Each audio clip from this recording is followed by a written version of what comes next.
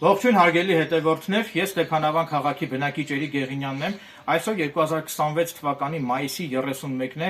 Այս տեսանյութում ցանկանում եմ բարձրաձայնել եւ ցանկանում եմ հանրայնացնել հետեւյալ տեղեկությունները, որոնք ինձ հասու են դարձել, ինձ հասանելի են դարձել Datalinx կայքը ուսումնասիրելու արդյունքում։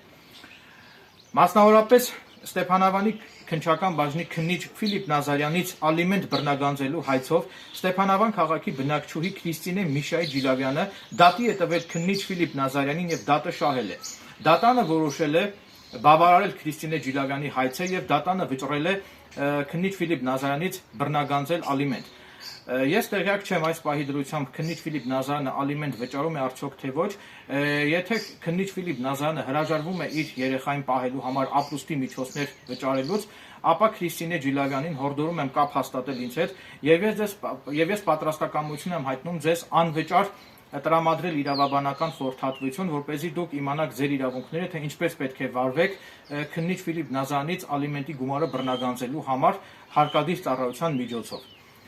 Նշեմ, որ ես ամենևին էլ չեմ թիրախավորել քննիչ Ֆիլիպ Նազարյանին եւ պարզապես այս ամենը անում եմ հանուն արդարության։ Ըստ դատական ակտում հրապարակված տեղեկությունների,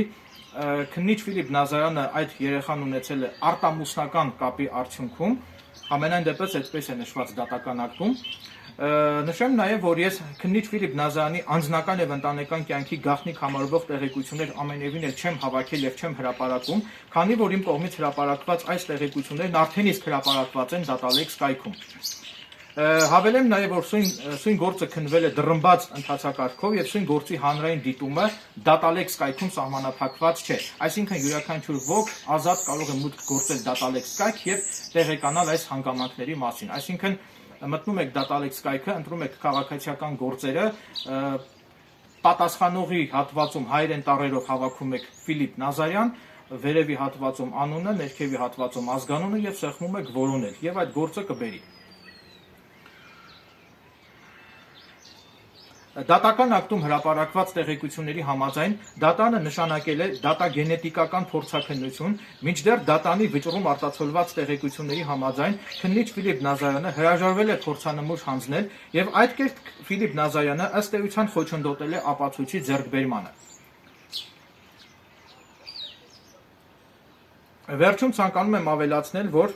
այն կանայք, ովքեր տուժել են քննիչ Ֆիլիպ Նազարյանի գործողությունների արդյունքում, այդ կանայք կարող են դիմել ինձ, Գեղինյանից պատրաստակամություն եմ հայտնում